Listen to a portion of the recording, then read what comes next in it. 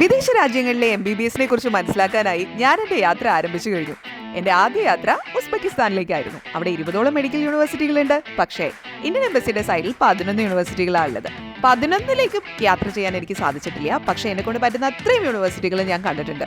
ഒരു സ്ഥലത്ത് നിന്ന് മറ്റൊരു സ്ഥലത്തേക്ക് ഫ്ലൈറ്റ് എടുത്ത് യാത്ര ചെയ്യേണ്ടി വന്നിട്ടുണ്ട്. അതുകൊണ്ട് നല്ല ടൈറ്റ് ആയിരുന്നു schedule. But still I am happy. I could see everything in detail. Hostel സൗകര്യങ്ങൾ, പഠനരീതി, faculty, duration, fee structure, clinical exposure കിട്ടുന്നുണ്ടോ, ക്യാമ്പസ് ഫെസിലിറ്റീസ് എന്തൊക്കെയാണ്, ഭാഷ എങ്ങനെയാണ്, ഫുഡ് ആൻഡ് കൾച്ചർ എങ്ങനെയാണ്, നമ്മുടെ കുട്ടികൾ അവിടെ സേഫ് ആയിരിക്കുമോ, അവിടുത്തെ അംഗീകാരങ്ങൾ എന്തൊക്കെയാണ്, അഫിലിയേഷൻസ് എന്തൊക്കെയാണ്, ആ രാജ്യത്ത് പഠിച്ചു കഴിഞ്ഞാൽ നമ്മുടെ കുട്ടികൾക്ക് എവിടെയൊക്കെ വർക്ക് ചെയ്യാൻ പറ്റും, ഇങ്ങനെയുള്ള എല്ലാ കാര്യങ്ങളും അവിടുത്തെ കുട്ടികളോടും പഠിപ്പിക്കുന്ന അധ്യാപകരോടും അതുപോലെ തന്നെ യൂണിവേഴ്സിറ്റിയിലെ ഏറ്റവും ഉയർന്ന അധികൃതരോടും ചോദിച്ച് മനസ്സിലാക്കാൻ എനിക്ക് സാധിച്ചു.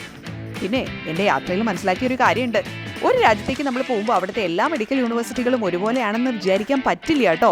ഓരോന്നും ഓരോ രീതിയിലാണ് പ്രവർത്തിക്കുന്നത്. ഞാൻ കണ്ട് മനസ്സിലാക്കിയ ഈ കാര്യങ്ങൾ നിങ്ങൾക്ക് എന്നിൽ നിന്ന് തന്നെ നേരിട്ട് മനസ്സിലാക്കണം എന്ന ആഗ്രഹമുണ്ടെങ്കിൽ എത്രയും പെട്ടെന്ന് കാംബ്രിയ അഡ്മിഷൻസിനെ കോൺടാക്ട് ചെയ്യുക.